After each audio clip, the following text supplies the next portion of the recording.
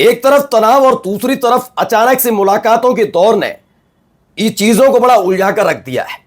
सवाल उठने लगा है कि क्या रूस ईरान को धोखा देने जा रहा है या ईरान से अपना समर्थन वापस लेने जा रहा है। लेकिन अगर वो ये कदम उठाने जा रहा है तो आखिरकार इसके बदले में वो किस चीज की डिमांड रखने जा रहा है, क्योंकि अमेरिका ईरान वाले मसले पर बड़ा बुरी तरह से फंसा है और ट्रंप की साख बिल्कुल धुल चुकी है। ऐसे में अचानक से मॉस्को में यानी रूस के अंदर अमेरिका का ग्लोब मास्टर उतरता है। उस ग्लोब मास्टर में कोई और नहीं, CIA के एक बड़ा अधिकारी मौजूद होता है। इसने कई सारी आशंकाओं को जन्म दिया, लेकिन हकीकत क्या है इसके पीछे की वो आज आपको दिखाने जा रहा हूं, क्योंकि मॉस्को में इस समय बड़ी हलचल चल रही है। डिप्लोमेट्स की गाड़ियां भाग रही हैं, दौड़ रही हैं। कुछ एक खास अमेरिकन एम्बेसी में हुआ। क्या ईरान कुछ साथ छोड़ेगा रूस, और अगर छोड़ेगा तो उसके बदले क्या? यही नहीं, यह खबर ऐसे वक्त में आ रही है जब अचानक से खबर आई है, यह अमेरिका की खुफिया रिपोर्ट है कि मिडिल ईस्ट के अंदर पूरी तरह से धुल चुका है अमेरिका का जो पूरा का पूरा मिलिट्री बेस है। कोई ऐसा मिलिट्री बेस नहीं है जो इसमें सुरक्षित है। तो क्या इसी वजह से अमेरिका की चिंता और मॉस्को तक पहुंचना है?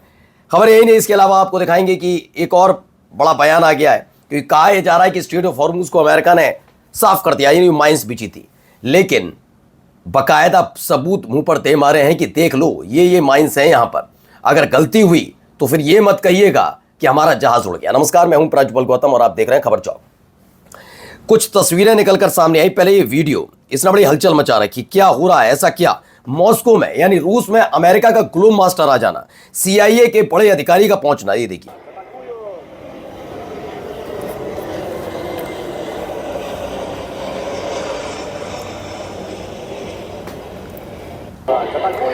तो ये पहुंचा अमेरिकी ग्लोब मास्टर के मॉस्को में उतरने से कई कयास लगाए जा रहे हैं। फिलहाल ग्लोब मास्टर उतरा, लेकिन ग्लोब मास्टर अगर उतरता तो ये भी कहा जा सकता था इमरजेंसी लैंडिंग थी, लेकिन ऐसा नहीं है। इसमें कौन कौन सवार होकर आए हैं जरा इस वीडियो को देखिए। ये देखिए,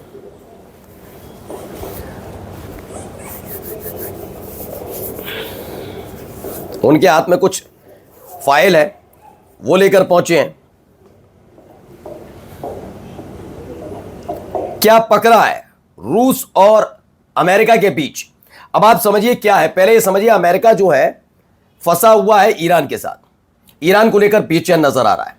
उसके जितने भी मिडिल ईस्ट के अंदर बने हुए मिलिट्री बेस है, नेवल बेस है, उन पर हथियारों की कमी हो गई है। देश नाराज चल रहे हैं कि आपकी वजह से हमारे देश पर संकट है, यानी कि मिडिल ईस्ट के अंदर पांव उखड़ने की स्थिति आई। ऐसा नहीं रूस फंसा नहीं है। जिस रूस ने बिल्कुल अमेरिका की तर्ज पर, रूस ने भी एक बात सोची थी कि यूक्रेन पर अटैक करेंगे, मात्र 4 से 5 दिन लगेंगे, ज्यादा नहीं। यूक्रेन के बड़े हिस्से पर हमला करके वहां कब्जा कर लिया जाएगा और आसानी से फिर छोड़ दिया जाएगा, तो यूक्रेन का एक बड़ा हिस्सा उनके हाथ में आएगा। लेकिन आप सोचिए, 3-4 साल हो गए यूक्रेन के साथ रूस का लगातार युद्ध चल रहा है और कहीं से कोई कमी नहीं आ रही। यूक्रेन को समर्थन कर रहा है अमेरिका, ईरान को समर्थन कर रहा है रूस। तो क्या ये जो बैठक होने जा रही है, ये इस एवज में होने जा रही है कि अमेरिका यूक्रेन को पूरी तरह से रूस के हवाले कर देगा कि जो करना है करिए, हम ना मदद करेंगे, ना बम देंगे, ना गोला देंगे, ना बारूद देंगे, लेकिन इसके एवज में आपको ईरान को अकेला छोड़ना होगा। ये सारे समीकरण बदलते नजर आ रहे हैं।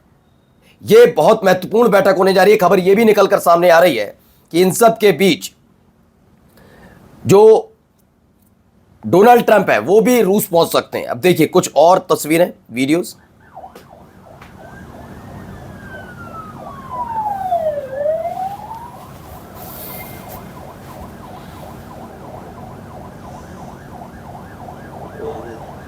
Американцы прилетели на переговоры.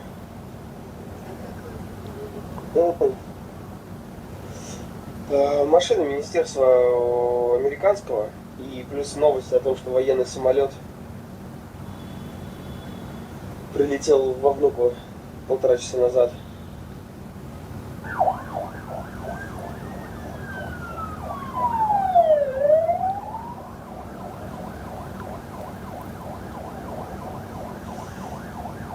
तो ये भी तस्वीरें निकल कर सामने आई। पहले ग्लोब मास्टर विमान का उतरना, फिर मॉस्को की सड़कों पर अमेरिकी डिप्लोमेटिक नंबर प्लेट वाली गाड़ियों ने कयासों को बल दे दिया है। ये खबर भी निकल कर सामने आ रही है कि कुछ इस तरह के हालात वहां बनते हुए नजर आ रहे हैं। एक के बाद एक इस तरीके की तस्वीरें। और बार बार यही कि अगर ऐसा है तो यहां पर इस जगह जो रूस और अमेरिका में बताया जाता है 36 का आंकड़ा, वो कहां जाकर खत्म हुआ है? क्या वाकई एक दूसरे से सौदेबाजी चल रही है? क्योंकि एक और घटनाक्रम घटा जा रहा है, देखिए पहले ये ग्लोमास्टर, ये तो प्रतीकात्मक है, एक ही उतरा है वहां पर। दूसरा आप देखिए कि नीचे जो रूस के अंदर मॉस्को में बना हुआ अमेरिकी दूतावास है, वहां से अमेरिकन झंडे हटा लिए गए। ये भी एक बड़ी खबर निकल कर आई कि अमेरिकन झंडे वहां से हटा लिए गए। ये देखिए ना खबर, reports are circulating that the US embassy in Moscow has removed all previously displayed US flag. The move comes following today's report visited by CIA director to Moscow. बार बार चूंकि वहां पर भी ये पूरी चल रही है कि क्या, क्योंकि अमेरिका ईरान के सामने बहुत बहुत बहुत छोटा साबित हुआ इस इलाके में आकर। और ये अकेले ईरान नहीं, ये सब जानते हैं कि जो खुफिया तरीके से जानकारियां चीन और रूस के जरिए पहुंचाई गई हैं, उसका भी एक खासा असर पड़ा है। इससे पहले भी आपने देखा कि अमेरिका के राष्ट्रपति डोनाल्ड ट्रंप ने लंबे समय से जो दक्षिणी कोरिया के साथ वो युद्ध अभ्यास करते रहे, उससे बैकफुट पर आए। नॉर्थ कोरिया के शासक किम जोंग उनको अपना अभिन्न मित्र बता दिया। मतलब सोचिए कहां जा रहा अमेरिका। अमेरिका जो साउथ कोरिया के साथ रहता था नॉर्थ कोरिया के खिलाफ, नॉर्थ कोरिया को तो उस पता के साउथ कोरिया का साथ छोड़ दिया। यूक्रेन को लेकर अब सरगर्मियां तेज हैं, क्योंकि पिछले कुछ दिनों से देखने को मिल रहा है यूक्रेन रूस पर बड़े भीषण हमले कर रहा था। इन सब के बीच यूक्रेन को अकेला छोड़ने की तैयारी चल रही है क्या अमेरिका को?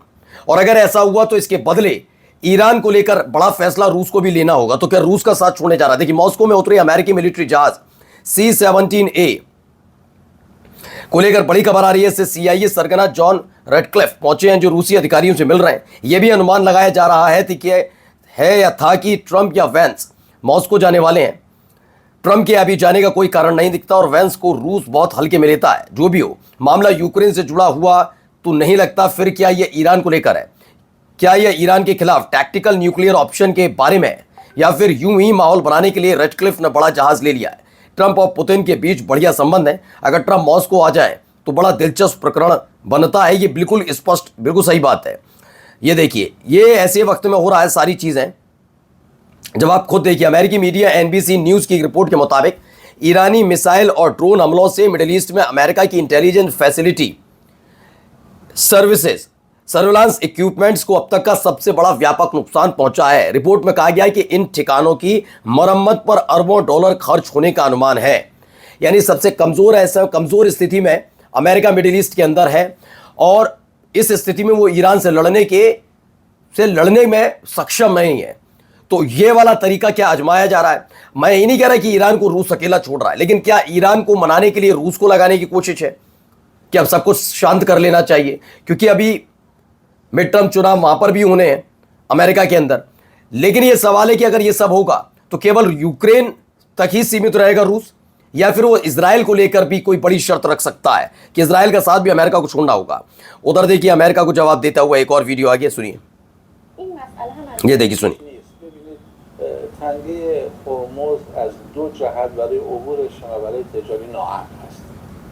یک در اثر وجود همین مین‌هایی که در بخش‌های مختلف تنگه هرمز هست و هیچ کسی هم رو من به صراحت و شفافیت عرض می‌کنم، هیچ کسی هم به جز جمهوری اسلامی ایران तो ईरान के उप विदेश मंत्री हैं काजिम गरीबाबादी ने राष्ट्रपति ट्रंप के उस दावे को खारिज किया कि स्ट्रेट ऑफ हॉर्मुज से बारूदी सुरंगें साफ कर दी गई। उन्होंने कहा अगर अमेरिका ने स्ट्रेट ऑफ हॉर्मुज को साफ कर दिया तो फिर जहाज वहां से क्यों नहीं गुजर रहे हैं? गरीबाबादी ने दावा किया कि सुरंगों की सही स्थिति केवल ईरान को पता है, और चेतावनी दी कि अगर अमेरिकी माइंस वीपर क्षेत्र में आए तो वे ईरानी सशस्त्र बलों के लिए आसान टारगेट होंगे। उनके मुताबिक ट्रंप के दावे वैश्विक ऊर्जा बाजार को शांत करने और दिखाने के लिए कि अमेरिका स्ट्रेट ऑफ हॉर्मुज पर नियंत्रण रखता है, इसके अलावा कुछ नहीं है, कुछ भी नहीं। नमस्कार।